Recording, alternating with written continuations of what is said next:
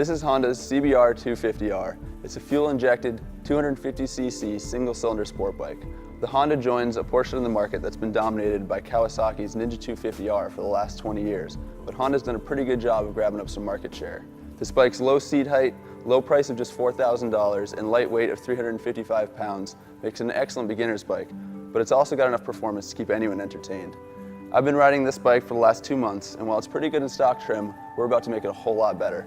I've got a stack of parts over there on the bench, and we're going to install them all in the Honda and then take it racing against the class king, the Ninja 250R. Kawasaki riders have had about 2 decades to get their bikes dialed in. We've only got 2 weeks before the first race of the season on this bike, so I better get to work. Prepping a bike for racing is a lot of work. Thankfully, I like wrenching almost as much as I like riding. The stock bodywork, headlight, turn signals, and other street stuff was swapped for race skins from Hot Buddies Racing. And I rattle canned that using paint from Colorite. The heavy stock exhaust pipe was swapped for a much lighter LeoVince pipe. Street tires changed out for stickier track rubber. The original high-rise clip-ons replaced with lowered Woodcraft versions for a more aggressive riding position, and stock foot pegs for rear set billet pieces. If the oil filter or coolant hose comes loose during a race, it can be catastrophic, so all race organizations make you safety wire critical fasteners. It's a tedious job, but it's one that helps reduce the risk of what is undeniably a risky sport. As delivered, our CBR put down a measly 22 horsepower. With the LeoVince exhaust, K&N air filter, and Bazaz fuel module, we boosted that number up to 26 bhp. That's still down 6 horsepower compared to a tuned Ninja 250's 32 horsepower, but it'll have to do for now.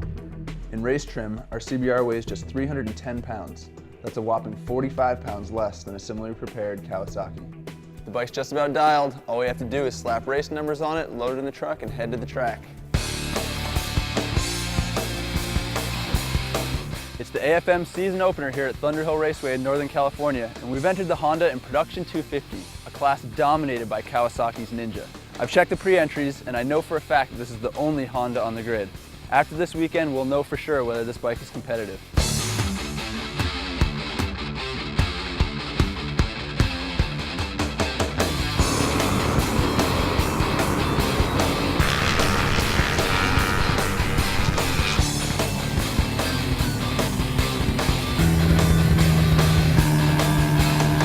The 250 class is a great place to race. The competition's pretty fierce, the speeds aren't too insane, and you're pretty much guaranteed mutual respect because everyone out there is just trying to have fun. They're not cutting throats to get a trophy. And the other cool thing is you can race the whole weekend on one set of tires and just a couple gallons of gas. It was pretty cool gridding up with all those Kawasaki's, me being the only guy in a Honda. And the Honda single-cylinder engine makes it really easy to launch, so I was getting pretty solid starts.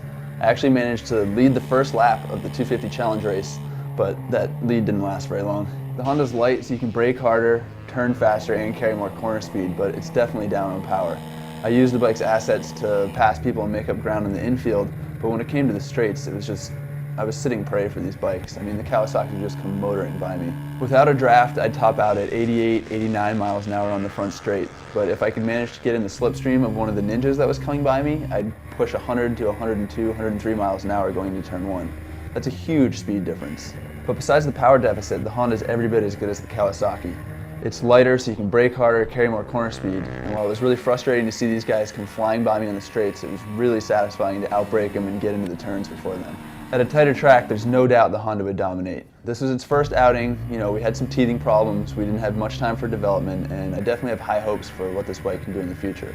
We're already working on fixing the suspension to make it handle better, and we're trying to squeeze a little more horsepower out of the engine. So I definitely think this thing can be competitive. We wanted to know if Honda's CBR 250 would be a threat to Kawasaki's Ninja, and I think it's safe to say that it is. That's not it for the CBR 250 project, but that's it for this episode on Two Wheels. Check back next time to see what we've got going on.